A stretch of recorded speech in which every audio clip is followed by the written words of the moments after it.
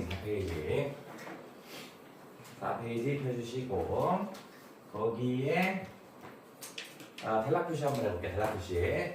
하나, 둘, 셋, 네 단락. 여기 단락 표시해라, 얘들아. 자, 네 단락으로 되어 있고 단락 표시는 멋있으라고 하는 거 아니라고 그랬지? 그지? 4개 보는데 문제가 어떻게 생겼나 이렇게 봤더니 기억 니은은 없네. 1번 봅니다. 윗글을 이루어 알 수 있는 내용이 아닌 거래. 내용 일치 문제니까 왔다 갔다 할 수 있겠죠. 1단락 읽고 살짝 확인. 근데 선택지의 것을요, 살짝 주어 정도만, 앞부분만 확인하는 거야. 두 눈을 가진 동물. 2번. 사람이 원래 눈이 하나. 사람의 경우 양쪽 눈. 직선 원근. 그 다음에 새가 반환 don서. 가만히 보니까 눈과 관련된 그림인가 보다라고 추측해 주시고 2번에는 누가 봐도 적용 문제죠? 2문제짜리야. 근데 이놈은 수능에 한번 나왔던 건데요. 수능인데 저희 2번이 60% 이상 틀렸어요. 우리는 그 놈을 맞춰야겠다. 됐죠? 자, 이제 첫 번째 단락 해볼게요. 첫 번째 단락 출발! 자, 주어서 찾아서 출발! 왜 웃어, 이씨. 좀 이상한 건데?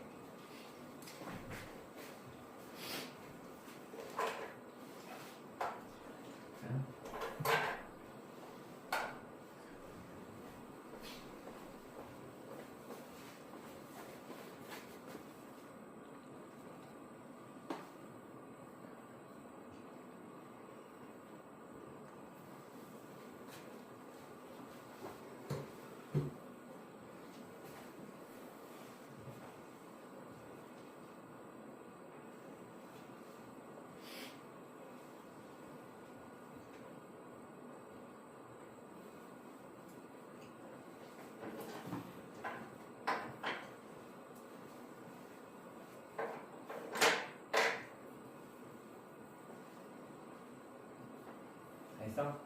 됐고, 됐고.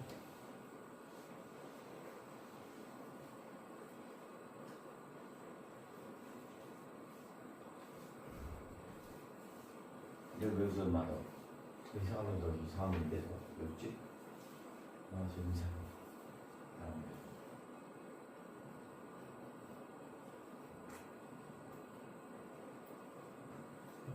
같이 해볼게. 여러분 한 거는 연필로 했고, 그 다음에는 이제 볼펜, 색깔 볼펜 한번 올려서 비교해 보자고요.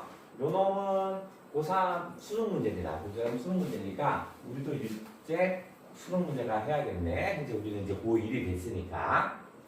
자, 사람의 눈이 여기까지 주어네. 하나였다면 했으니까 요거 물결 쳐야죠. 하나였다면 이렇게 되겠죠?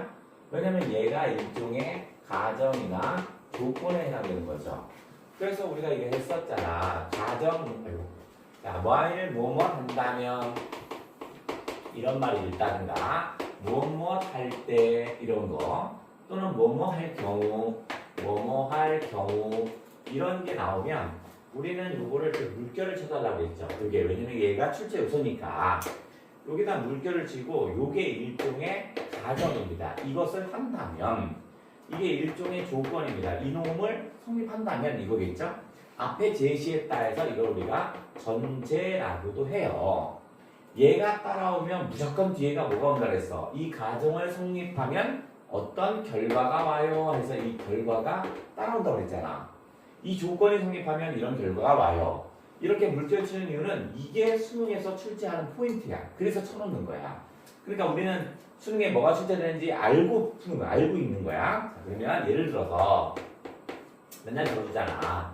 나를 사랑한다면 이렇게 조건을 줬습니다. 나를 사랑한다면 이렇게 조건을 주면 어떻게 한다? 이별은 없다. 이렇게 해달라고 했죠. 이별은 없다. 이렇게 되면 여기가 가정이죠. 나를 사랑한다면. 왜 그래, 너 이 새끼야? 왜?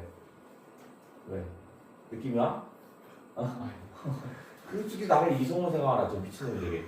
자, 이게 일종의 조건이죠, 조건. 이게 가정이죠. 그럼 어떤 결과와 이런 결과가 온다고요. 그러면 시험 문제는 어떻게 된다고요? 요 결과점에 밑줄 치고 이유가 뭐냐 이렇게 물어볼 겁니다. 또는 왜 이렇게 물어볼 거야. 그럼 뭐겠어? 이별하지 않은 이유는 뭐야? 나를 사랑했기 때문이죠. 그러니까 이게 정답이죠. 이게 답이겠죠. 그래서 나를 사랑했기 때문이죠. 그래서 출제되는 포인트야.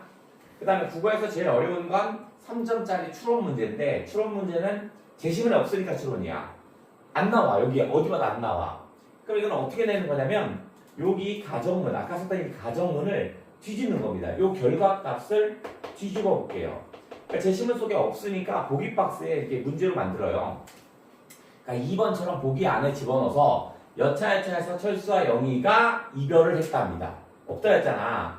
요거는 뭐야? 이별을 했다 이렇게 제시할 겁니다. 제시문 없잖아. 그러면 어떻게 시험 낼 거냐? 여기다 밑줄 치고 아 이거 이유가 뭐냐? 이별을 한 이유가 뭐냐? 결과값의 반전 뒤집었으니까 역시 조건값도 뒤집어야겠죠. 아까 사랑한다면이니까 여기 뭐겠어요? 사랑하지 않은 거겠지. 그러니까 정답은 뭐겠어? 이유는 바로 사랑하지 않았기 때문이지. 그래서 이게 추론 문제가 나오니까 항상 물결쳐야 돼.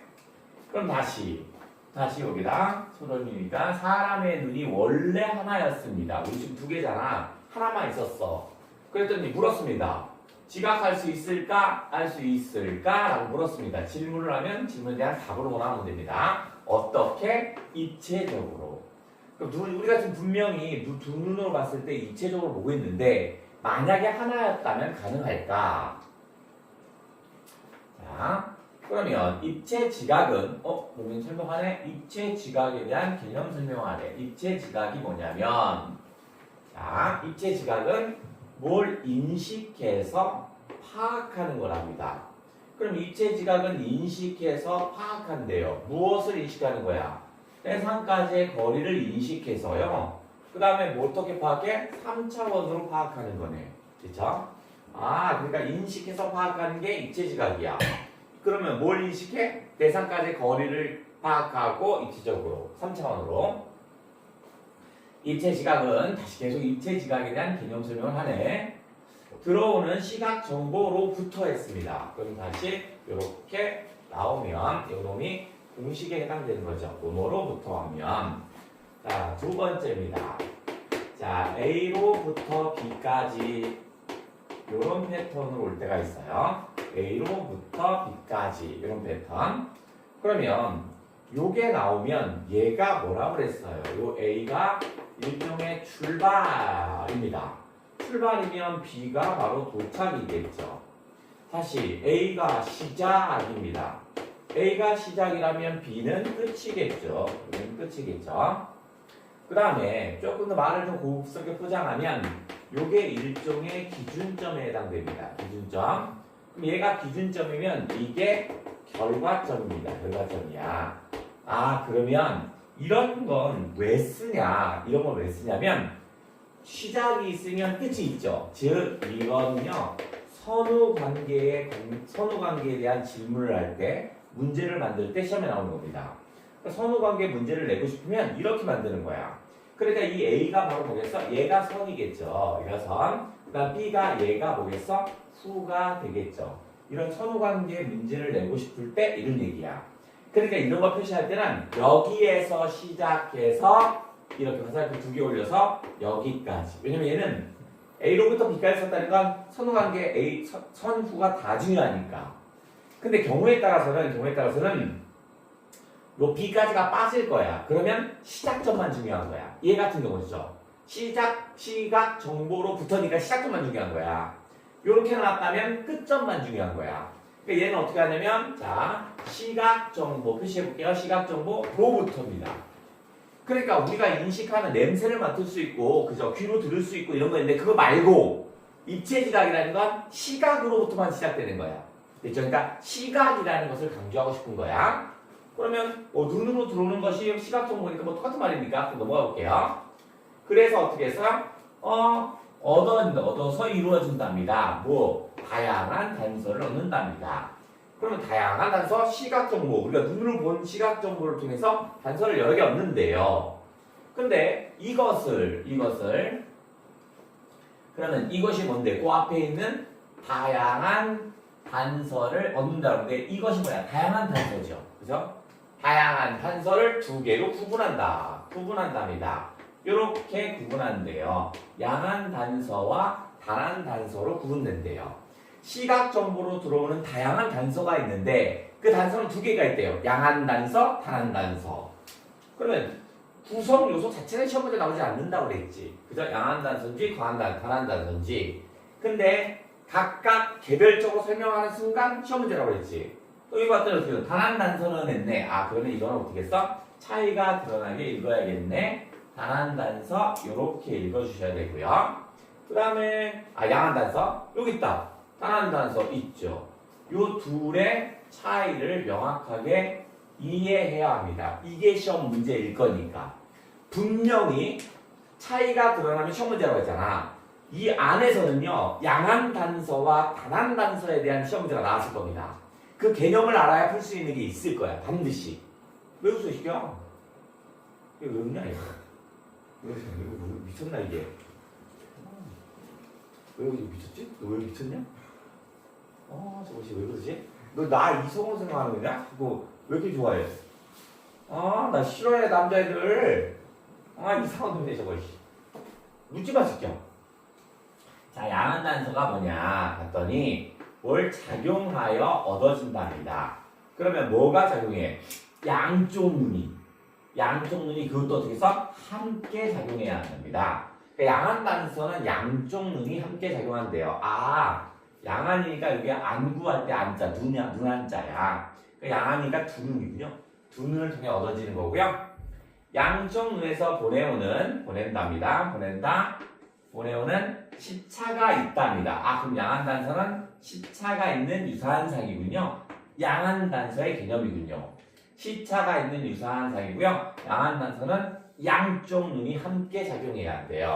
그럼 왜 이렇게 얘는 조금 디테일하게 해석하려고 하냐? 어차피 시험 문제니까. 양한 단서와 단한 단서의 차이가 시험 문제니까 요 놈은 시간을 조금 더 둬서 해도 된다고요. 그러면 1번이 뭐냐면 양쪽 눈이 작용해서 하는 거고요. 두 번째는 뭐냐면 시차가 있는 상입니다. 자, 그럼 이제 단한 단서는 했으니까 아까 읽었던 거의 차이점을 좀 찾아볼게. 단한 단서는 찾았다. 한쪽 눈으로 임사했죠. 그러면 여기죠. 얘는 양쪽 눈, 한쪽 눈. 여기 차이가 있군요. 양한 단서는 양쪽 눈. 단한 단서는 한쪽 눈. 됐죠?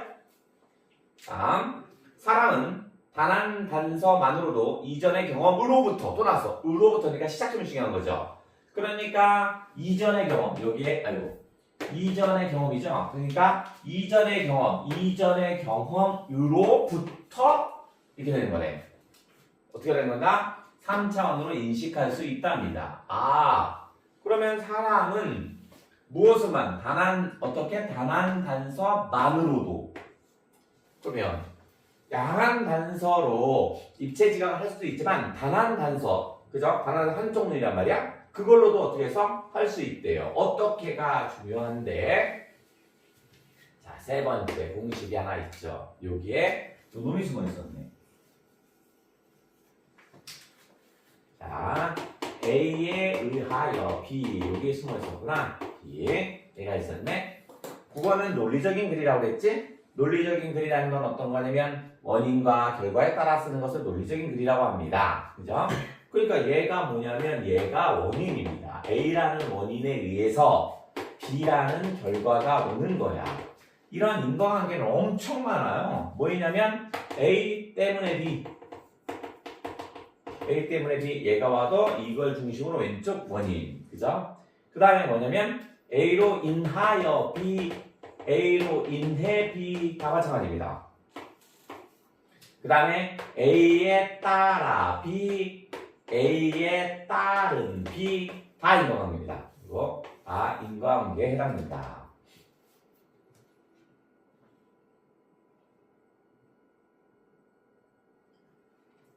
그러면 다시 원인이 뭐냐면 추론, 이게 원인입니다. 추론을 함으로 인해서 어떻게 해서 결과, 세계를 3차원으로 인식한 게 결과겠죠.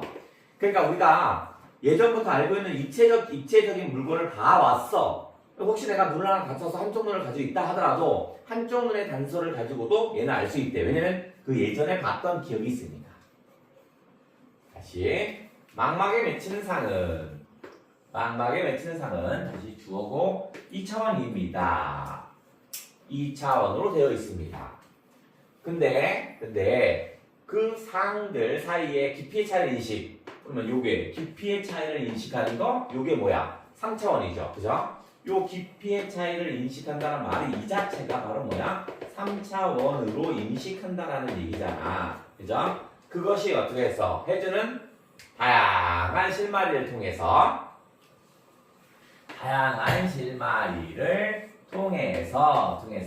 입체 지각이 이루어지고 있답니다. 오, 그래? 그러니까 단한 단서만으로도 입체 지각을 할 수 있겠구나. 원래는 양한 단서에 의해서 시차를 가지고 입체 지각을 한대요. 그러면 양한 단서에 입체 지각을 한다는 건 뭐냐면 예를 들어서 시차가 있다는 건 어떠냐면 물건이 이렇게 있다고 해볼게요. 이렇게. 그러면 이쪽 시선은 여기 눈에 쉽게 여기까지만 보이죠. 여기가 안 보이잖아. 하지만 이쪽 눈은 어떻게 해서 이쪽이 보이죠. 그죠? 우리 눈이 한 5cm, 뭐 1cm, 3cm, 뭐 5cm 얼마나 눈 사이가, 미간 사이가 한 3에서 5cm 떨어졌지만 그 조그만 차이로 인해서 어떻게 해서 보는 각도가 달라진다고요. 요 이쪽 눈은 여기까지밖에 못 본다고요. 하지만 노란색은 어떻게 했어요?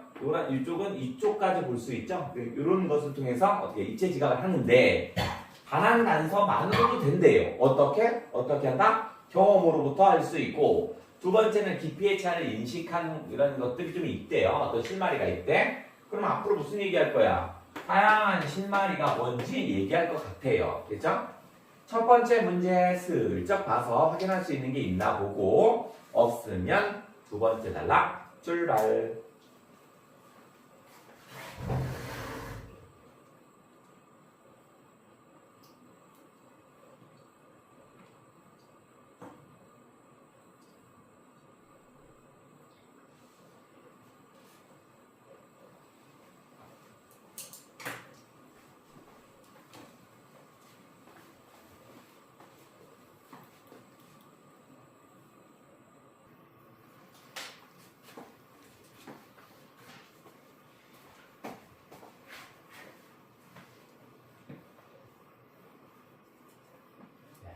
이제 두 번째 거 불펜으로 한번 올려봐. 그럼 비교해보자. 분명히 아까 우리는 입체 지각하는 방법이 두 눈이 함께 쓴 양한 단서, 한쪽 눈으로는 단한 단서가 있대요. 단한 단서는 이전의 경험부터 할 수도 있고요. 그 다음에 어떤 다양한 실마리를 통해서 입체 지각을 할 수 있대. 두 번째 단락. 동일한 물체가, 같은 물체가 크기가 다르게 시야에 보면 크기가 다르게 시야에 들어온다면 그러면 일단 동일한 물체가 크기가 다르게 시야에 들어온대요. 그러면 이게 일종의 가정이겠고 이게 일종의 조건이겠죠. 그죠? 똑같은 물체입니다. 근데 똑같은 물체가 어떻게 하면 크기가 다르게 들어온대요. 그거 어떤 거냐면 우리가 내가 하나 공 들고 있어. 내가 공을 던졌어. 공을 던지면 어떻게 해서 공은 하나지. 근데 지금 여기 갈 때는 요만하지만 눈앞에 올 때는 이만하게 보이잖아. 그거 얘기하는 겁니다. 그러면 우리는 더 큰 시각을 가진 쪽이 가까이 있다고 인식합니다. 그러면 다시 가진 쪽에 더 큰 시각을 가진 쪽이 가까이 있다고 인식한답니다. 더 큰 시각을 가진 거. 그러면 더 큰 시각이라는 건 어떤 개념인가 한번 볼게요. 어디야? 우리의 눈이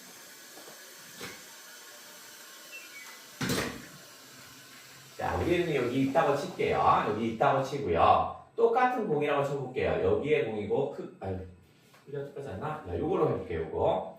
요거는 지금 똑같은 크기입니다. 똑같은 크기를 한번 멀리서 가까이 당겨볼게. 눈이 있으면 얘가 이렇게 요만큼이겠죠? 그죠? 여기에 지금 여기 빨간색 있을 때가 요만큼입니다. 근데 얘가 이제 가까이 가볼게요. 요만큼 가볼게요. 가까이. 그러면 얘가 파란색이죠. 이렇게. 그러면 이렇게 되죠. 파란색의 시각이 더 커지죠. 그죠? 그러니까 맞네. 가까이 갈수록 시각이 커지네. 그래서 오케이. 이렇게 상대적인 크기입니다. 물체의 상대적 크기가 바로 뭐냐면 대표적인 단한 단서랍니다. 또 다른 얘기가 플러스 추가하죠. 그러면 그게 1번이었네. 그죠? 지금 얘가 뭐 하냐면 단한 단서를 통해서 여러 가지가 온다며. 그죠? 단한 단서에 여러 가지가 있는데 1번이 뭐냐면 물체의 상대적 크기랍니다. 물체의 상대적 크기가 있군요. 그죠? 크기. 동일하지만 여기에 있다가 우리가 됐죠? 했으니까 그거고. 또 다른 단원서는 이제 작은 따옴표가 있으니까 시험 문제에 언급된 거겠죠? 직선 원근이 있답니다. 두 번째는 뭐냐면 바로 직선 원근이라는 게 있대요. 단한 단서를 얘기하네. 양한 단서와 단한 단서가 있는데 단한 단서에 대해 설명하고 있어. 자, 그러면 여기가 다시 예를 들어 여기겠죠. 예를 들어 이렇게 되는 거지? 그럼 개념 설명을 하고 예를 들면 그 개념이 되게 중요한 개념이라고 했죠. 우리도 개념 설명을 했는데 못 알아들을 것 같으면 예를 들어 이렇게 한다고 했잖아. 그러니까 중요 개념입니다. 그러니까 직선 원근이 중요한 개념인가 봐. 우리는 앞으로 뻗은 길이나 레일이 만들어내는 표현선의 폭이 좁은 쪽이 넓은 쪽보다죠. 좁은 쪽이 넓은 쪽보다 멀리 있답니다. 좁은 쪽이 더 멀리 있다고 인식하는 거네. 그러면 직선 원근은 어떻게 되는 거야? 직선 원근은 레일을 그리면 우리가 이렇게 입혀요. 제가 이제 여기 서 있다고 쳐볼게요. 레일이 이렇게 되는 거죠. 똑같은 레일이지만 이렇게 이쪽 좁은 쪽이죠. 여기가 좁은 쪽이죠. 좁은 쪽이고 여기가 넓은 쪽이잖아. 우리가 인식하는 건 좁은 쪽을 더 멀리 인식하죠. 또 하나니까 또다시 플러스 이번에는 결기울기랍니다. 이게 세 번째구나. 그죠? 세 번째는 결기울기가 있군요. 같은 대상이 집단적으로 어떤 면에 분포할 때 다시 가정해 줍니다. 이번엔 같은 대상이 집단적이라고 했으니까 여러 개구나. 한 개가 아니야. 두 개, 세 개, 네 개 막 엄청 많나 봐. 근데 얘가 어떻게 써? 시야에 동시에 나타난답니다. 시야에 동시에 나타난답니다. 그래서 어떻게 써? 연속성이 대상들의 연속성이 크기 변화로 얻어집니다. 대상들의 크기 변화로 얻어진답니다. 다시 예를 들어 있죠. 중요 개념이네. 결기울기. 들판에 만발한 꽃들을 본다면 예를 들었네. 들판에 만발한 꽃이 바로 뭐야? 요게 같은 대상이 집단적으로 분포할 때 이거죠. 요거죠. 그러면 같은 대상은 뭔데? 꽃. 그 다음 집단적 만발했다고 했으니까 엄청 많네요. 그러면 앞쪽에 꽃이 크고 뒤로 가면서 그러니까 앞쪽 뒤쪽 나눴네. 앞쪽 크고 뒤쪽 위에 서서히 작아진답니다. 이게 뭘 일으켜? 원근감을 일으킨답니다. 그래? 결기울기는 집단적이니까 내가 여기 서 있다라고 치면 그러면 꽃 똑같은 꽃입니다. 똑같은 꽃이 이렇게 막 펴 있어요. 이렇게 똑같은 꽃이 펴 있지만 이렇게 되겠죠. 꽃이 이게죠. 그죠? 집단적으로 하죠. 여기에 집단적으로 죠. 됐죠? 같은 대상이 집단적으로 내 한눈에 들어왔습니다. 그럴 때 앞에 큰 게 가깝고 먼 건 작게 보이겠죠. 그죠? 다시 1번 문제 풀 수 있는 게 있나 슬쩍 확인하고 세 번째 나라 출발.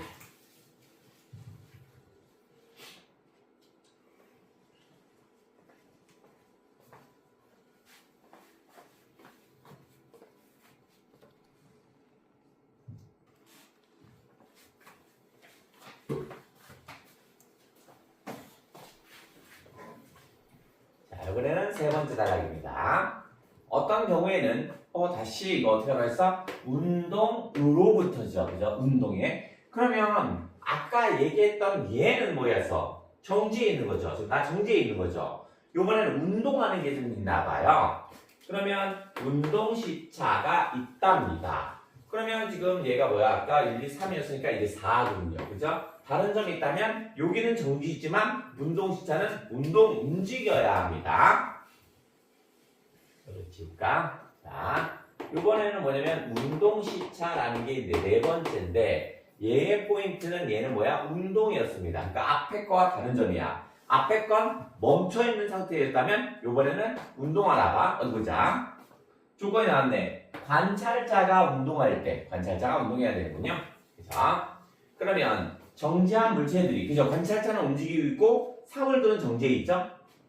그 다음에 보인답니다. 어떻게 하면 빠르게 얼마나 빠르게 움직이는 것처럼 그죠? 빠르게 움직이는 것처럼 보이는지가 어떻게 했어? 뭐뭐에 대한 의라고 했죠. 그죠? 의 상대적 거리의 실마리를 제공한답니다. 상대적 거리의 실마리를 제공한답니다.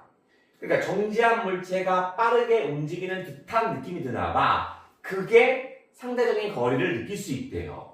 그래? 뭔 말이야? 설명해주네. 예를 들어 기차를 타고 가다. 그러면 기차를 타고 가다 창밖을 본다면 나는 지금 어디 있어? 기차를 타고 갔다고 그랬죠?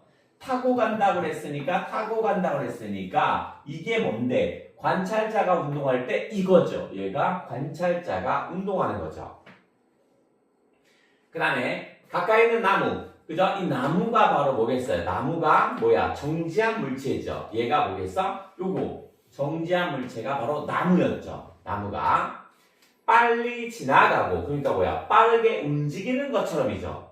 그러면 가까이 있는 나무는 어떻게 한다? 빨리 지나가고, 멀리 있는 나무, 차이가 드러나니까 우리도 차이가 드러나게 읽어줄까? 가까이 있는 포인트, 멀리 있는 산, 이렇게 나눠볼게요.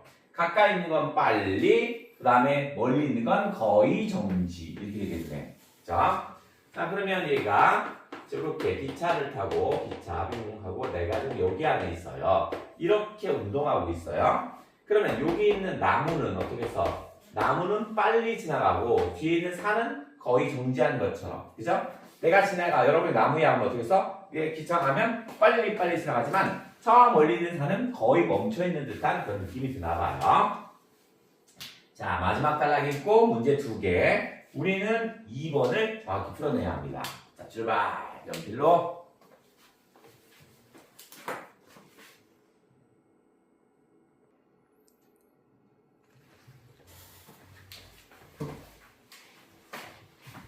자, 여기는 네 번째 단락.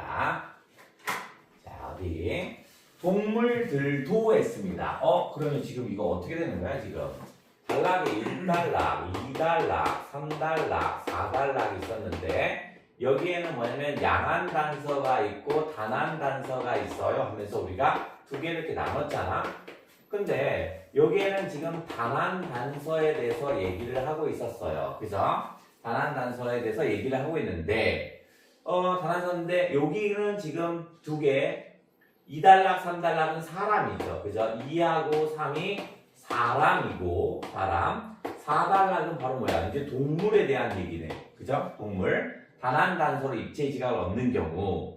그런데 또 나눠줬는데 요 2는 어떻게 했어? 관찰자가 멈춰 있는 거죠. 이건 정지해 있는 거지만 요건 어떻게 써요? 얘는 관찰자가 이동하고 있는 거죠. 좀 차이가 다 있네.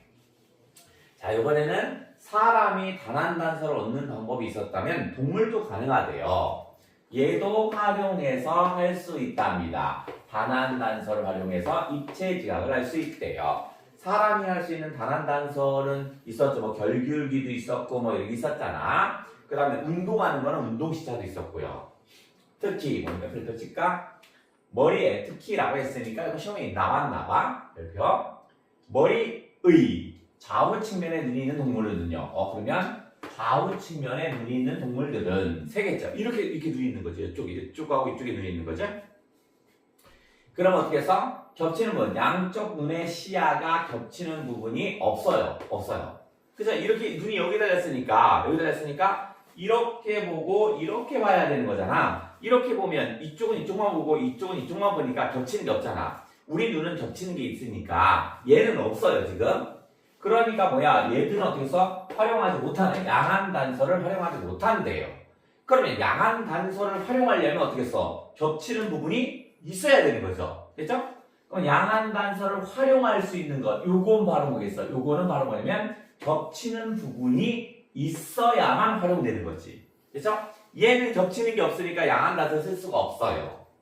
이런 경우에 단한 단서는 입체 지각에서 그러면 이런 경우에는 그럼 얘는 입체적으로 지각 못하냐? 아니야. 얘네들도 단한 단서를 가지고 어떻게 했어요? 입체 지각을 한답니다. 그죠? 입체 지각을 결정적한 입체 지각을 한다는 얘기겠죠. 예를 들어서 가령 어떤 새들은 이 어떤 새가 바로 뭐겠어? 양쪽 눈에 겹치는 부분이 없는 거죠. 양쪽 눈에 겹치는 부분이 없는 놈이 바로 새겠죠. 그죠? 그 다음에 머리를 좌우로 움직였을 때 가죠? 머리를 좌우로 움직였을 때 이게 이제 가정입니다. 머리. 자, 이 상태 겹치는 게 없지만 이렇게 봤다가 이렇게 봤을 때 그럼 정지된 물체가 움직이는 정도에 따라 뭐뭐에 따라니까 다시 인과관계죠. 인과관계. 움직여 보이는 정도 이게 원인이죠. 그죠? 움직여 보이는 정도에 따라서 어떻게 했어? 결과 물체까지의 거리를 파악할 수 있답니다. 결과. 그럼 어떻게 하냐면 저 앞에 뭐가 있어요? 뭐가 있단 말이야? 그 내가 이쪽으로 이렇게 봤는데 이렇게 봤더니 커졌어 아까보다. 그럼 어떻게 해? 가까이 온 거지. 그죠? 이렇게 봤는데 이렇게 봤더니 작아졌어. 그럼 어떻게 해서 멀리 간 거지. 뭐 이렇게 본다는 얘기인가 봐. 자, 그런데 다시 문제 풀어볼게. 자, 이게 첫 번째 문제인가 보네. 윗글로 미루어 알 수 있는 내용이 아니랍니다. 아닌가야? 두 눈을 가진 동물 중에 단 한 단서로만 입체 지각을 하는 거 있습니다. 두 눈을 가진 동물이지만 단 한 단서로만 한답니다. 이게 뭐야? 새였죠. 이쪽 눈. 그죠? 분명히 두 눈이 있지만 이렇게 단 한 단서로 쓴다고 그랬죠. 왜냐면 겹치는 부분이 없다고 그랬잖아. 사람이 원래 눈이 하나였더라도 경험을 통해서 입체 지각이 된다고 그랬죠. 근데 여기서 말만 살짝 바꿨네? 아까는 뭐야? 추론을 통해서 경험, 오케이, 다 됐죠? 자, 사람의 경우 양쪽 눈에 망막에 맺힌 상은 비슷해 보이지만 차이가 있다고 했죠. 이게 뭐라고 했어? 시차라고 했죠. 그럼 다 좋아. 자, 직선 원근을 이용해. 직선 원근이 뭐였냐면 요게 직선 원근이었죠. 요거. 이용해 입체 지각을 하려면 그러면 직선 원근을 이용해서 입체 지각을 하려면 두 눈에서 보내는 상을 좋아? 두 눈에서 보내는 건 이건 양한 단서죠. 그죠? 두 눈에 보내는 건. 근데 직선 원근은 아까 뭐 했어? 이건 단한 단서라고 그랬지. 그죠? 그러니까 틀렸네. 이거 틀렸네. 뭐야? 야, 됐네. 새가 단한 단서를 얻으려고 머리를 움직이는 것은 그죠? 그럼 새가 머리를 움직이는 것, 달리는 기차에서 창밖을 보는 거 맞죠? 새가 이렇게 해서 이렇게 보는 건 이쪽으로 봤다가 이렇게 봤는데 얘가 작아졌어. 그럼 어떻게 해서 머리 간 거지? 기차에서 창밖을 보는 거 어떻게 해서 가까운 것은 빨리 지나가고 먼 건 멈춰있다며? 오케이. 즉 얘는 뭐냐면 운동시차라는 거였습니다. 관찰자가 움직이는 그 사례를 얘기했습니다. 정답은 4번이었고요.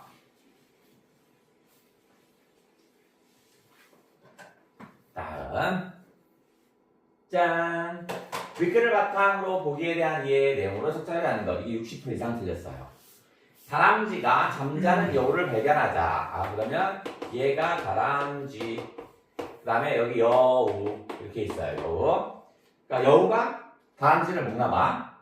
자, 여우를 보면서 자신과 여우를 연결하는 선. 자신과 여우를 연결하는 선. 이거겠죠?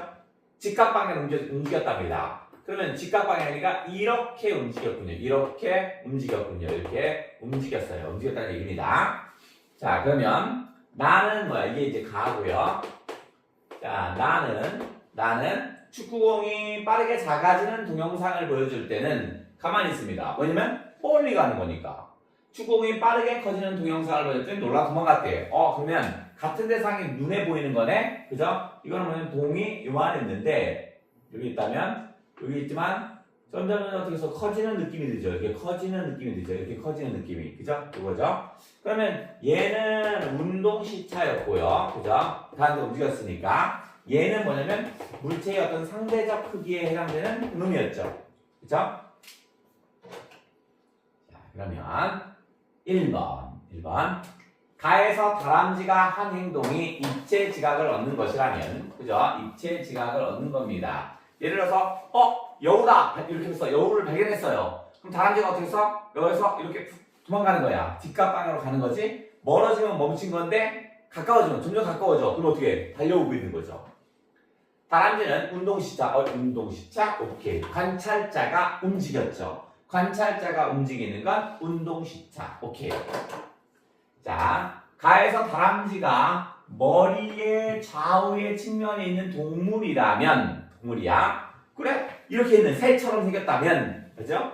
그럼 어떻게 써? 새처럼 생긴 거는 겹치는 게 없죠. 겹치는 부분이 없으니까 양한 단서 자체를 사용할 수 없다고 그랬지.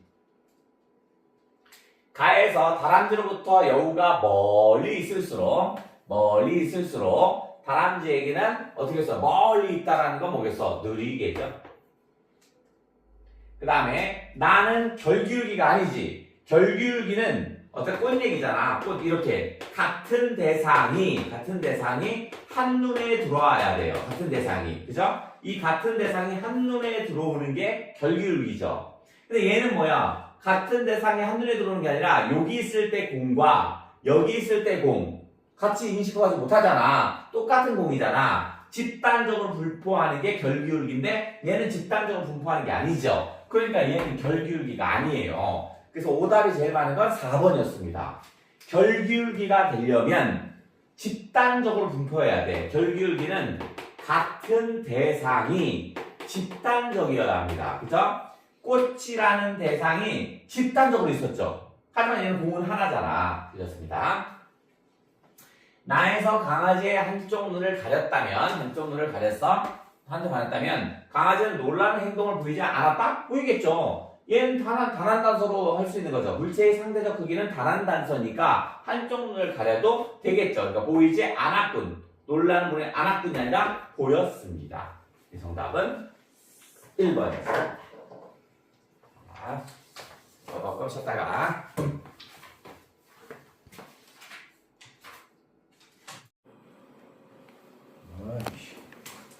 뭐 되는 거야 안 되는 거죠.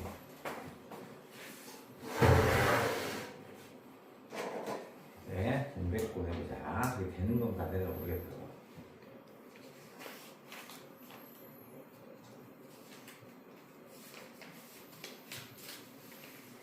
우리 책에 어디냐면 몇 페이지야? 여기 있다. 16쪽. 16쪽에 동백꽃을 해야겠구나. 동백꽃 해볼게요. 동백꽃. 자, 일단 전체적인 내용에서 우리가 첫 번째는요. 가기 전에 김유정이라는 애를 좀 알아야겠어. 김유정의 뭐냐 이게 작가. 김유정이라는 작가는요. 한마디로 얘기하면 해항풍이 얘의 전부입니다. 얘를 지칭할 수 있는 말은 뭐냐면 해양풍이라고 지칭할 수 있습니다. 이게 또 무슨 소리냐, 해양풍이. 얘의 글은요, 무척 해학적인 글입니다. 아주 웃음을 줄 수 있는 그런 글들이야. 그 다음에 얘의 글은요, 무척 깡투적입니다. 그죠? 시골에 있는 모습을 사실적으로 그리거나 이래요. 그 다음에 풍자적인 성격을 가져요. 현실에 대한 비판의식을 갖습니다. 그러니까 소장농과 지주와의 어떤 갈등이라든가 소장농과 마른과의 갈등이라든가 이런 걸 나타내요. 그럼 이 동백꽃은 어디에 해당되냐? 풍자적인 게 없는 건 아니지만 해학과 향토를 더 강조하고 있는 작품입니다. 그래서 여기에 해당되는 게 뭐냐면 동백꽃 같은 게 여기에 해당되는 거고요. 그 다음에 김유정 작품에서 이렇게 선을 걸고 이만큼 크면 결혼시켜줄게 하는 거 있죠? 대릴살제 나오고 그거 뭐야? 근데 여자애가 어떻게 해서 계속 키가 크지 않고요. 그 옆으로만 크고 이거 뭐야? 곰봄 있죠? 이게 여기에 해당된다. 곰봄. 그런데 반대로 해학적인 게 없는 건 아닙니다만 오히려 향토적이고 풍자적인 성격이 강한 작품들이 있어요. 이런 게 뭐 있냐면 만무방이라는 작품이 있어요. 만무방. 염치 없는 사람이라는 뜻의 만무방 이거 있고요. 그 다음에 잘 익은 콩밭에 밑에 금이 있다고 막 깍죽대에다가 결국 어떻게 하냐면 콩밭 망쳐버린 금 따는 콩밭 이런 거 있죠. 금 따는 콩밭 이런 것들은 바로 뭐냐면 풍자적인 성격이 훨씬 더 강합니다. 우리 거는 뭐에 해당되는 거냐면 오늘 배울 건 곰봄입니다. 동백꽃입니다. 자, 두 번째 대략적인 내용을 한번 해볼게요.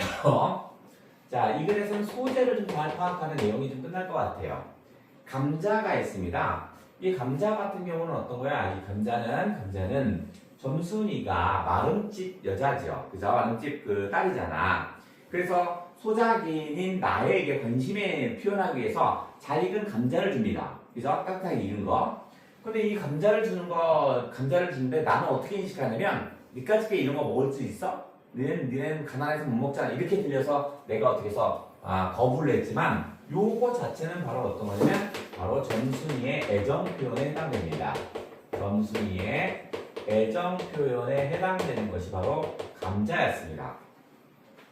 그런데 이제 내가 너무 열받죠. 너 같은 못 사는 놈이 감자 따뜻한 걸 먹을 수나 있겠어? 뭐 이렇게 들렸거든요. 그러니까 어떻게 해서 거부했더니 점순이 입장에서 내가 사랑 애정 표현을 했는데 이놈이 거부하네? 열받은 거야.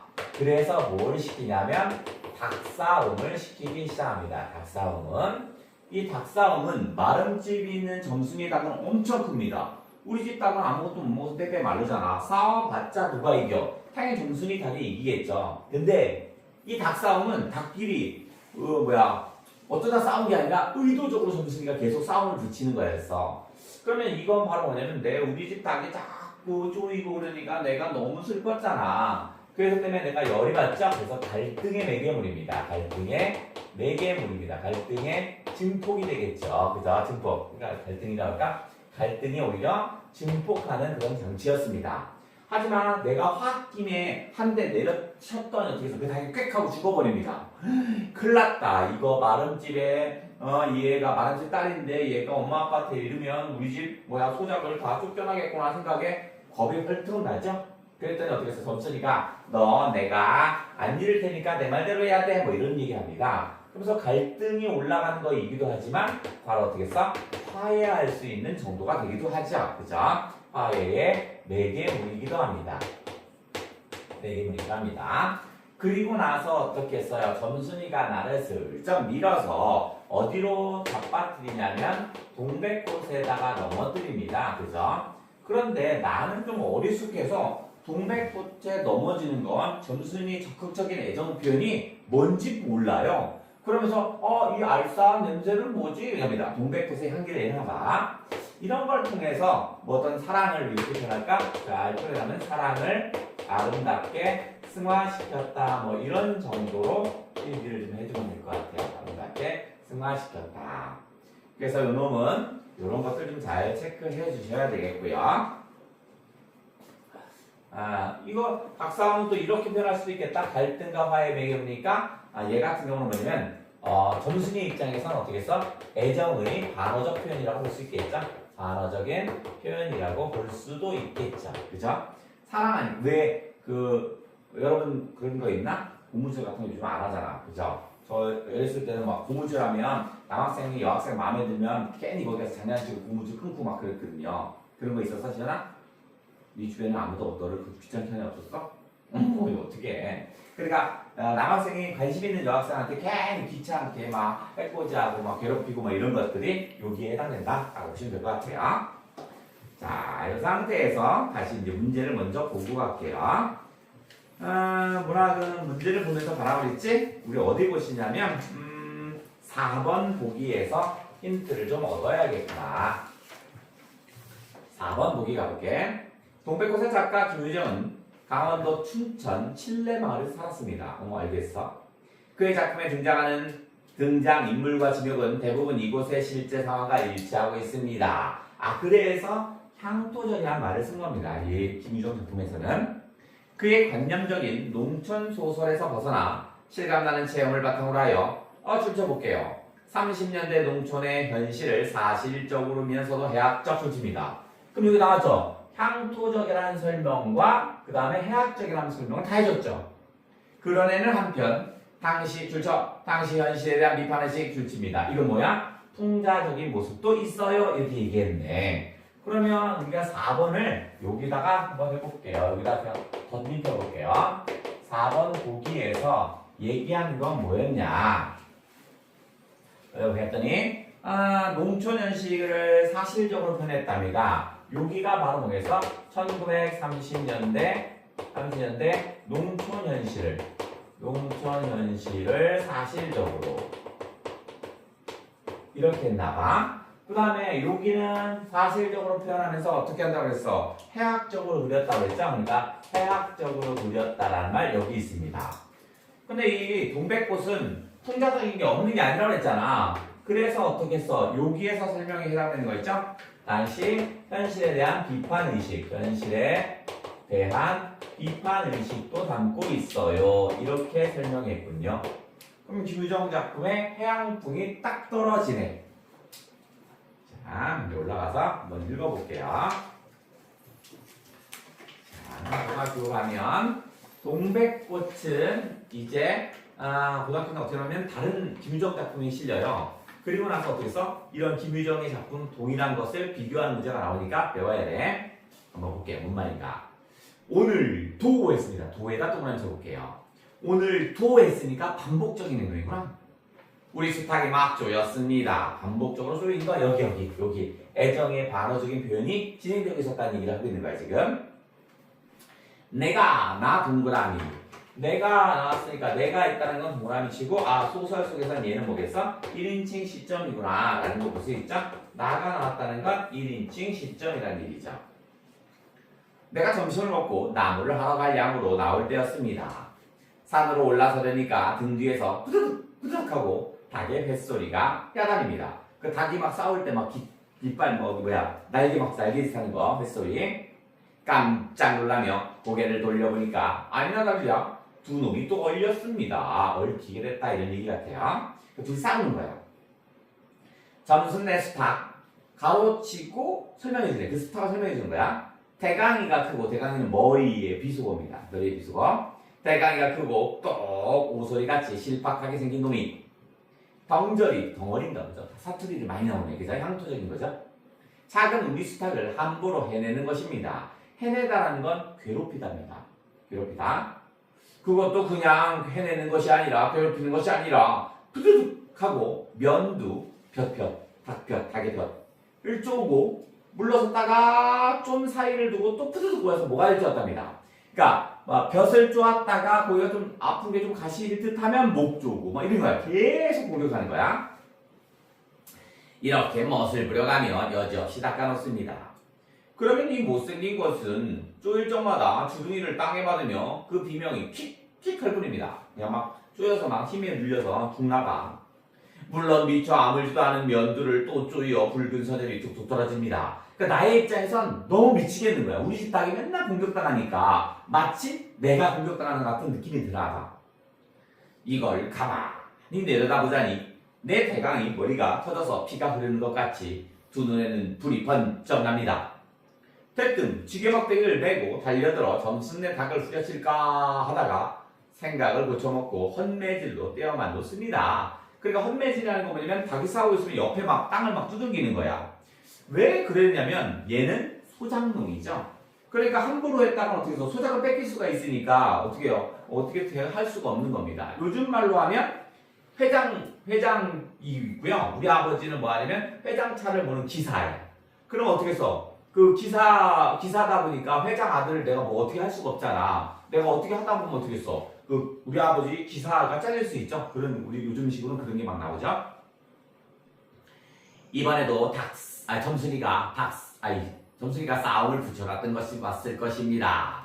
그 여기에 싸움을 붙여놨다는 건 애정의 반어적인 표현입니다.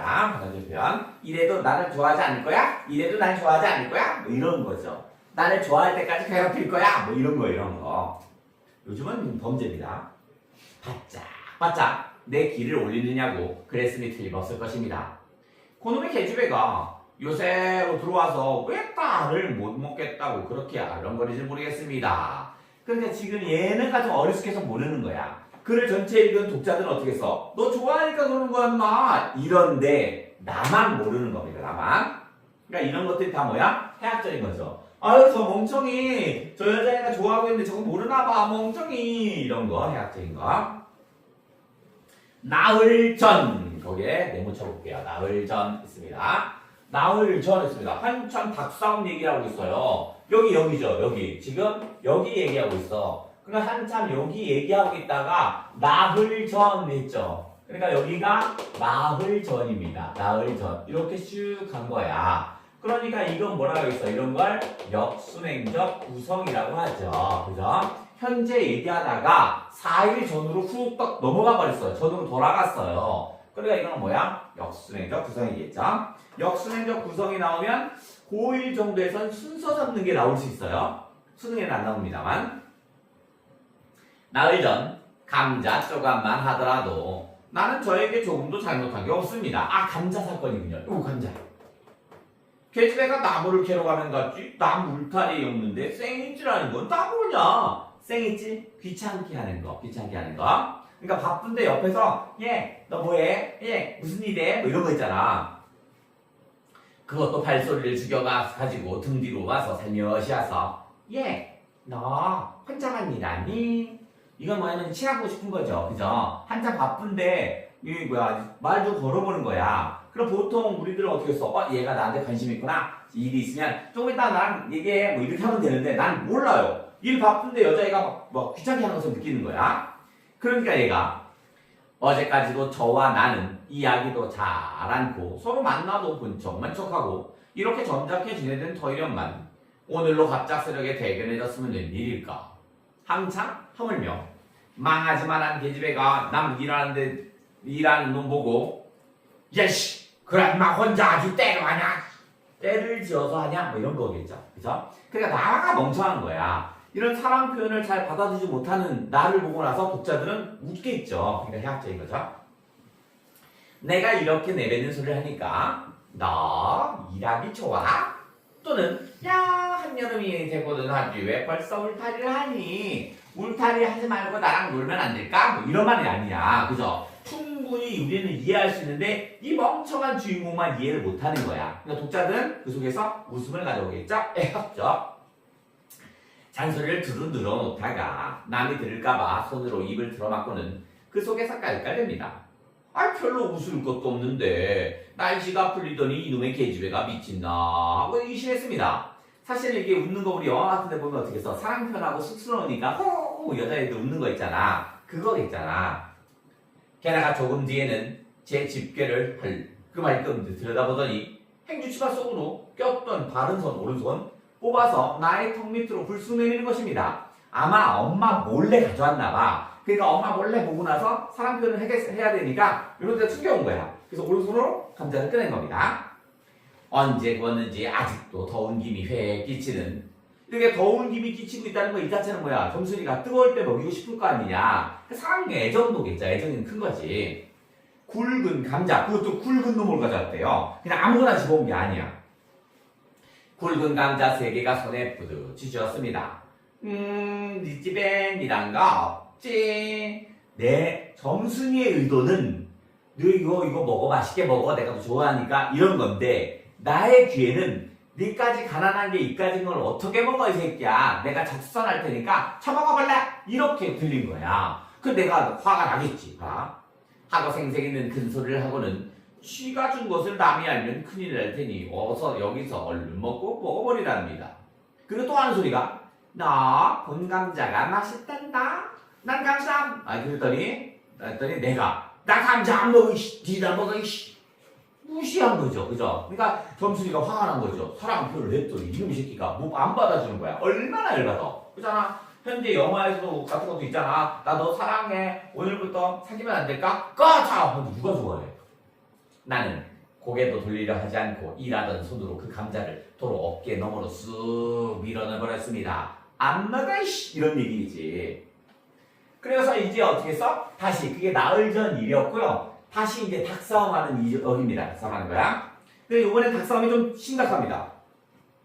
나는 대뜸 달려들어서 나도 모르는 사이에 부지불식간에 뭐 이런 말 하죠. 큰 수탉을 단내 한 번에 때려 엎었습니다. 그전에는 닭이 싸우고 있으면 이런 땅바닥 같은 데 때렸는데 이제 닭 머리를 그냥 팡 때려버렸나 봐. 닭은 푹 엎어진 채 다리 하나 꼼짝 못하고 그대로 죽어버렸습니다. 그러니까 있잖아 우리가 그냥 의도치 않게 때렸는데 막 죽기도 하고 막 이러잖아. 얘가 지금 닭이 죽어버렸어요. 한 방에 갔어. 그리고 나는 멍하니 섰다가 왜 멍하니냐면 큰일 난 거죠 지금. 점순이가 매섭게 눈을 헛뜨고 닥치는 바람에 뒤로 벌렁 자빠졌습니다. 거의 점순이 눈에서 레이저가 나간 거야. 그래서 자빠져 버렸습니다. 이놈아, 너 왜 남의 뒷닭을 때려주기니? 그래 봤더니 하고 일어서니까 아직까지 지금 내가 소장농이라는 몰랐나 봐. 그래 봤더니 거야. 뭐 이 자식아? 누구 집 딸인데 나는 뭐하는 집 딸이고 너는 소장농인데 괜찮겠어? 이런 말이겠지, 그죠? 하고 복장을 여기 가슴 하나, 정 가운데 떠미는 바람에 다시 벌렁적 빠졌습니다. 그리고 나서 가만히 생각하니 분하기도 하고, 그죠? 쥐가 먼저 나한테 시비를 걸었으니까 무안스럽기도 하고 미안하고 뭐 이런 것도 있는 거야. 왜냐면 마른 집 딸의 것을 건드렸으니까. 또 한편은 일을 저질렀으니 죽었어요. 이제 땅도 떨어지고, 그죠? 얘가 점순이가 가서 아빠한테 이럴 거 아니야. 소장농의 아들 저놈이 우리 집 닭을 죽였어요. 얘기할 거 아니야. 뭐야 하면서 이제 아빠가 그럼 니네 소작 꺼져. 너네는 안 해. 이렇게 얘기했지. 그게 뭐야? 이제 땅이 떨어지고 집도 내쫓기고 해야 할지 모릅니다. 이게 뭐야? 소작을 못하게 할 수도 있다고요. 나는 비슬비슬 일어나며 소매자락으로 눈을 가리고는 얼김에 엉 하고 울었습니다. 그러니까 그런 거 이런 거 저런 거 생각하니까 큰일 난 거야. 그러니까 울어버립니다. 그러다 점순이가 앞으로 다가와서 막 울고 있으니까 점순이가 쓱 옵니다. 그럼 너 이 다음부턴 안 그럴 테야? 이제 뭐 용서하겠다는 뭐 이런 뉘앙스죠, 그죠? 하고 물을 때야 비로소 살길을 찾은 듯 싶었습니다. 얘가 용서해주나 봐. 나는 눈물을 우선 씻고 뭘 안 그러는지도 명색도 모르면서 그래 알겠어 하고 무턱대고 대답했습니다. 다음부터 또 그래봐라. 내가 자꾸 못 사게 할 테니까. 너 의도가 나왔죠? 닭싸움 시킨 게 너 내 말 안 들어서야 이런 거지, 그죠? 넌 내 거야. 너 내 사랑 받아야 돼. 다른 데 가면 뒤진다. 뭐 이런 얘기했죠. 그래 이제 안 그럴 거야. 닭 죽은 건 염려마. 내가 이러지 않을 거야. 안 이럴 테니. 그리고 못에 떠다 밀렸는지 나의 어깨를 짚은 채 그대로 빅 쓰러졌습니다. 이게 점순이가 적극적인 애정 행세를 한 거지. 그 다음에 나의 몸뚱이로 겹쳐져 쓰러지며 한창 피어 퍼들어진 넓게 퍼진 노란 동백꽃 속으로 파묻혀 버렸습니다. 출처 알싸한 그리고 향긋한 냄새가, 이게 아까 우리 뭐라 했어? 요거 사랑을 아름답게 승화한다는 거죠, 그죠? 그러니까 그럼 사랑을 아름답게 승화하지 않는 건 뭐냐? 둘이 자빠졌으니까 사랑하는 건 같습니다만 둘이 자빠져서 온몸을 비대했어요 이렇게 표현하지 않았잖아. 그냥 알싸한 향기가 미쳤어요 이렇게 했잖아. 그러니까 그게 동백꽃의 향기인지 아니면 점순이의 채취인지 어쨌든 이런 걸 다 뭉툭하게 표현했잖아. 그래서 이렇게 한 겁니다. 나는 땅이 꺼지는 듯이 온 정신이 그만 아찔했습니다. 너 말 멀어? 그래. 조금 이따 요 아래서 점순아 이 방지라도 어딜 갔어? 하고 어딜 갔다 온 싶은 그 어머니가 역정이 대단히 났습니다. 엄마 하락거든요, 점순이 엄마가. 그러니까 점순이 엄마 없을 때 감자 3개 잘 맛있게 구워서 가져왔던 거였어. 그죠? 뭐 이런 거였나봐. 여기 닭싸움 하는 데구나. 점순이가 겁을 잔뜩 집어먹고 엄마 무서운가 봐. 꽃밑을 살금살금 기어서 산 아래로 내려간 다음, 그러니까 점순이는 산 아래로 도망갔고 나는 바위를 끼고 엉금엉금 끼어서 산 위로 칩빼지 달아나지 않을 수 없었습니다. 나는 산 위로 도망갔네. 그러니까 이런 걸 통해서 마지막 단락이지만 얘들의 사랑은 그렇게 순탄치는 않을 거야. 그죠? 뭐 좀 하려면 엄마가 잠시만 뭐 이럴 거고요. 그죠? 여기가 마지막 부분이지만 순탄치 않을 거라는 걸 암시해주고 있네요. 자, 뒤에 1번, 2번, 3번, 4번 풀어주기.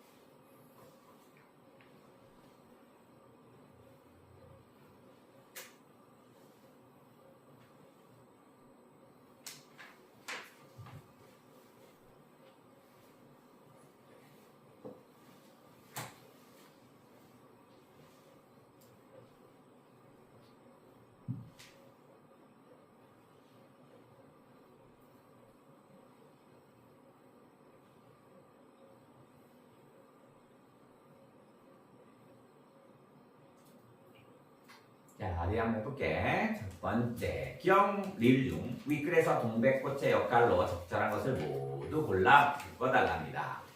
봄이라는 작품의 계절적 배경을 봄이라는 작품의 계절적 배경을 드러납니다. 그렇죠. 오케이. 아마 동백꽃은 봄인가 보죠. 갈등을 화해와 사랑의 분위기를 전환시킨다. 오케이. 소년과 소녀의 사랑을 서정적. 오케이. 나에 대한 점순이의 이중적 감정을 표현하는 건 동백꽃이 아니라 감자죠. 그죠? 감자가 어떻게 사랑의 마음이기도 하지만 증오의 마음이기도 하죠. 내 사랑을 안 받아 넌 뒤졌어 이런 거잖아. 동백꽃은 모두 다 사랑이니까. 정답은 4번이겠네. 2번. 기억 감자에 대한 설명으로 적절하지 않은 거래요. 나와 점순이가 갈등하게 되는 원인. 이 감자 안 받았다가 이 사단 난 거지. 사회적 계급을 상징하기도 합니다. 감자는 마름집이 먹는 거고 이런 거. 나에 대한 점순이의 관심 표현 좋아요. 농촌의 모습을 보여주는 토속적인 소재다. 오케이? 근데 5번 일제강점기 소작이긴의 아픔을 남겼다. 여기까지는 어렵죠. 그죠? 점순이가 좋아하는 남자한테 호감을 표현하는 거지 여기에서 뭐 소작이나 아픔을 담고 이런 건 아닙니다. 다음 3번 A, 2 중 윗글에 해당되는 것은 도대체 뭐겠냐. 자, 인물의 외양을 우습게 표현하는 건 어떻게 하냐면 뭐 입이 뭐 삐뚤어졌다는 둥, 눈이 뭐 짝짝이라는 뭐 이런 거야. 그런 거 없죠? 그 다음에 반복적인 표현, 반복법을 통해서 하는 건 없고 예상할 수 없는 반전, 이것도 좀 없고 인물 간의 부적절한 혼칭, 이거 없죠? 뭐 장인님 뭐 이런 거 있잖아. 장인은 높여야 할 대상인데 장인님 이 녀석을 뭐 이런 거 있잖아. 이런 거가 여기인데 아니고 소속적 방언과 비속어 잔뜩 나왔죠? 그러니까 5번. 그 다음 4번. 보기를 참고할 때 위글에 대한 감상으로 적절치 않은 거랍니다. 1번. 수탉 등의 소재를 통해 향토적 느낌을 자아내고 있습니다. 그렇죠. 집에 수탉 있는 사람 있어요? 없지. 그죠? 오케이. 어수룩한 나의 태도에서 해학적 모습 좋아요. 작가의 고향을 배경으로 했다고 보기박스에 얘기했죠. 사실적으로 했다 좋고. 4번. 인물 관계를 통해 현실에 대한 비판이 시들었다 좋습니다. 5번. 나의 모습에서 저항 의지가 약한 소작인을 비판했다. 내 모습에서 소작인을 왜 비판해? 당대 현실에 대한 비판한다는 건 마름에 대한 비판 정도 오겠죠. 거기 땡입니다. 예. 그러면 그 뒤에 있는 그거 보이죠? 그 방문객 이런 것들은요. 여러분 고등학교 가면 바로 배웁니다. 너희 집은 어디 썼냐? 이방은 양지. 나 어디? 이런. 나는 캠고 또 감. 그래서 이거 배우면 21쪽은 바로 그 국어책에 바로 나오는 거야. 21쪽에 있는 거. 하고 그 다음에 여러분 제일 좋아하는 건 25쪽에 있는 문법입니다. 1학년 1학기 때 시험에서 승부를 좌우하는 건 문법이야. 문법. 여기서 무조건 나오는 거야. 그래서 방학 때 야, 시험 대비 때 우리는 시험 대비 3번 할 거야. 그죠? 그러니까 2번 하기 아니라 3번 할 거야. 그죠? 3월부터 시작을 해서 그 다음에 4월 초순에 한 번, 3월에 시작해서 한 번 끝. 4월 초순에 해서 한 번 끝. 그 다음 시험 대기 2주 전에 한 번 끝. 이 3번 갈 거야. 그래, 그때 문법을 하겠지만 그래도 부족해. 그래도. 그죠? 왜냐면 우리가 내신 1등을 받는 건 무조건 다 맞아야 돼. 100점 나와야 돼. 그죠? 물론 딴 애보단 차이를 낳아야 되니까 100점밖에 없어. 물론 100점밖에 어렵습니다. 중학교 시험 같지 않아. 그러면 어디서 승부를 정하냐면 문법이야. 보통에 있는 이런 문학이라든가 이런 동백꽃 만약에 책에 나왔어. 그 다음에 여기에 방문객이라는 시가 나왔어. 여기서 여러분 잘 틀리지 않아요. 아무리 어렵게 내도 문법 같은 경우는 어떻게 해서 더 꼬을 수 있는 게 별로 없어. 그래서 안 틀리는데 선생님들은 어떠냐? 비문학에서 낼 수는 없고, 그죠? 근데 선생님들이 자유롭게 어렵게 낼 수 있는 유일한 곳이 뭐냐면 문법입니다. 문법은 답이 정해져 있죠. 그러니까 선생님들이 아주 어렵게 낼 수 있어요. 그러니까 예를 들어서 이 비문학 같은 경우는 글이 기니까 그걸 갖고 어떻게 해서 내가 어렵게 내다가 오류가 날 수도 있거든요. 근데 문법은 정해진 틀이 있잖아. 문법책이. 그러니까 정해진 답이 있기 때문에 아주 어렵게 낼 수 있단 말이야. 그래서 우리는 어떻게 해야 하냐면 방학 때 그 문법 1학기만 해당되는 문법 특강 있잖아. 그걸 하라고요. 시간 있는 사람은 그것만 하라고요. 그래야 그때 대비하고 시험 때 3번 돌아가고 그러면 얼추 어떤 게 나와도 맞히겠구나 이렇게 되는 거야. 그래서 특강 때는 그것만 할 거야. 1학년 1학기 때 배울 문법만 10번이고 20번이고 계속 알 때까지 접하면서. 그죠? 뭐야 이 닭이 쪼는 것처럼 옆에 보고 닭이 막 아주 쪼아서 이게 머리 피 흘리게 말이야. 그래서 이게 되게 중요하다. 자, 그 다음에 뒤에 숙제를 조금 도와줘야겠다. 저 뒤쪽에 가면 오전 시가 중에서 어려운 게 하나 있더라고요. 그거 조금 도와줘야겠다. 언니 봐라 깨끗한 거 봐라. 이게 어떻게 하시죠 이 언니? 74쪽 볼게요. 74쪽에 조금 시간 남았으니까 도와줄 거 도와주자.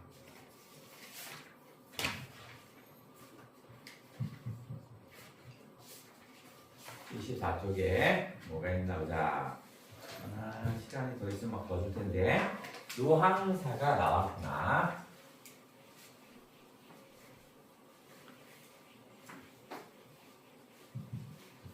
이게 뭐냐면 노항사 이렇게 나왔는데요. 나왔는데 이거 일단 끊으면 노항이라는 것은 누추한 곳 이런 정도 하면 될 것 같아요. 누추한 곳 이렇게 보시면 될 것 같아요. 즉 이 박인노가 유배지에서 쓴 거거든요. 그렇게 알면 되겠고요. 이놈의 특이한 건 뭐냐면 조선 후기 가사입니다. 조선 후기 가사거든요. 글의 종류는 가사이긴 하지만 포인트는 여기 조선 후기라는 거. 조선 후기에는 어떻게 보면 되게 사실적인 내용과 구체적인 내용이 많이 나옵니다. 옛날에는 뭐 공자와 맹자와 필기라는 걸 해보지 않겠니? 왜 멀뚱멀뚱 쳐다봐 이씨. 그래서 사실적이고 구체적인 내용들이 나온다라는 거 슬쩍 알아주시고 가사는 되게 길게 쓸 수 있어. 얘도 엄청 길어요. 중략했는데도 이만큼이야. 자, 나온 거 한번 해볼게. 어리석고 세상 물정 어둡기는 나보다 더한이 없습니다. 내가 세상 물정 제일 어두워요 이런 거잖아. 겸손의 편이겠지. 길흉 화복을 하늘에 맡겨두고 길한 거, 흉한 거, 그 다음에 화를 당하는 거, 복 받는 거 이거 다 하늘에 맡기니까 운명론적 사고를 하고 있구나. 누암 깊은 곳에 초가집을 지어두고 굳은 날씨에 썩은 지푸라기가 땔감이 된답니다. 그러니까 옛날 사람들은요 장작을 떼서 뭔가 했을 거 아니야. 부자들은 미리미리 어떻게 해서 장작들을 다 쌓아놔. 마른 장작. 근데 가난한 사람들은 못하니까 비 오면 어떻게 해서 비 오는데 어떻게 해서 장작 가져오고 하다 보니까 젖어 있어. 그러니까 여기서 썩은 지푸라기가 땔감이 된다는 건 가난하다는 얘기입니다. 유배지니까 뭐 가난하지. 양반이어도 어떻게 해서 뭐 밑에 애들 시킬 수 없잖아. 세홉 밥톱죽이랍니다. 세홉인데 5톱으로 늘어난대요. 숭늉 끓이면 늘어나잖아. 물만 잔뜩. 왜냐면 먹을 게 없으니까. 연기도 많구나. 연기가 왜 나냐면 아까 젖은 땔감이 있다고 했잖아. 그게 잘 안 나지. 덜 데운 숭늉에 그죠? 화력이 별로 안 좋잖아. 아까 젖은 땔감이니까 고픈 배를 속일 뿐입니다. 생애가 이러하다. 생애 세모 칠게요. 되게 가난하죠? 대장부의 뜻을 옮기려는가. 대장부의 뜻 동그라미. 안빈 일념을 적을 만큼 조금이라도 가지고 있대. 안빈 일념은 편안한 안자, 빈할 빈자입니다. 그러니까 편안함과 가난과 편안함이 같다는 거야. 가난해? 아니야, 나 행복해. 이렇게 요즘 말로 하면 정신승리. 이렇게 하려고 했는데 옳은 일을 쫓아 살려하니 갈수록 더하는구나. 여기가 이 가사의 첫 부분입니다. 서사 부분이야. 정리하면 얘는 뭐냐면 생애가 이럽니다. 되게 가난했죠? 엄청나게 살기가 어려웠어요. 하지만 나는 양반이잖아. 그죠? 그러니까 뭐야? 장부의 뜻을 나는 굽히지 않으려고 했습니다. 그럼 장부의 뜻이 뭐였냐면 거기에 안빈일념이란 말 나와요. 안빈일념. 그 있잖아. 양반들 추워도 춥다고 하지 않고 더워도 뭐 부딪히지 안 하고 뛰지 않고 이런 거 이렇게 살려고 했는데 갈수록 어긋난답니다. 그런데 어떻게 해서 배고파요 이런 거야. 이렇게 살려고 했는데 근데 어떻게 한다? 갈수록 어긋난다. 즉 나는 가난해도 배부른 척하면서 살려고 했는데 힘내 배고파요 뭐 이런 정도. 그 다음입니다. 생략됐고요. 이제 여기 이제 본사로 갔는데 앞에 생략됐고, 그죠? 했고. 볼게요. 나는 양반인데 유배지였으니까 일해야 되잖아. 지금 현재 어떤 상황이냐면, 비가 안 내려요. 모내기를 좀 할 수 없는 그런 상황이야. 거기다가 또 어떤 거냐면, 비가 안 온 상태에 나는 소가 없어요. 볼게요. 그러니까 내가 막 비가 막 내리고 있으니까 내가 막 몰골을 터서 막 그 내 눈으로, 나름대로 눈도 있나 봐. 눈으로 이렇게 집어넣고 있었어. 근데 이제 농민이 이렇게 보니까 웃긴 거야. 양반, 다 늙은 양반이라는 놈이 일한답시고 막 꼬치꼬치 이러고 있으니까 웃기기도 하잖아. 그러니까 인사치레를 하는 겁니다. 우리 그런 거 있잖아. 오랜만에 친구 만나면 안녕, 다음에 만나. 진짜 그 말만 하지 다음에 만나면 구체적인 시간 안 정했잖아. 얘가 그럽니다. 농민이 양반을 보더니 소 한 번 주마. 내가 소 한 번 빌려줄게요. 이렇게 엉성하게 하는 말씀. 나는 친절하다 여긴 집에. 왜냐면 세상을 좀 모르는 거야. 그러니까 진짜 저 농부가 나한테 소를 빌려주려나 보다 이렇게 한 거야. 팔없는 황혼에 허위 달려가서 허위는 뭐 즐겁게 허둥지둥 뭐 이렇게 하는 건데 여기서 허위는 동그라미 쳐볼게요. 나름대로 긍정적으로 한 겁니다. 드디어 내가 농사를 지을 수 있구나 이런 거야. 그래서 갑니다. 소 빌려준다고 했으니까 굳게 닫은 문 밖에 어둑하니 혼자 서서 큰 기침의 헤비를 오랫동안 한답니다. 이게 무슨 말이냐면 내가 양반이니까 그 농민이 빌려준다고 했잖아. 밤늦게 갑니다. 문 앞에 가서 똑똑 왔어요 이렇게 하기가 좀 그런 거야. 명색 양반이니까 밖에서 계속 이러고 있었던 거야. 그러니까 안에서 소리가 납니다. 걔도 신고 내가 영치 없지만 저예요. 초경도 거인데 어쩌와 계세요. 초경은 7시에서 9시 밤 7시에서 9시입니다. 왜 와요? 그 당시에는 해 떨어지면 다 자야 되잖아 겨울에. 그죠? 지금 그러니까 왜 이렇게 늦게 왔어요 이런 거야. 내가 합니다. 해마다 이러하기 구차한 줄 알지만은 소 없는 가난한 집에 걱정 많아 왔어요. 소 빌리러 왔어요. 이런 말이겠지? 그랬더니 이제 농민이 나의 모습을 훑어보는 거야. 우리가 보통 뭔가를 부탁할 때는 어떻게 써? 그 부탁에 대한 감사비 같은 걸 줘야 되잖아. 그죠? 빈손이거든. 그러니까 얘가 얘기합니다.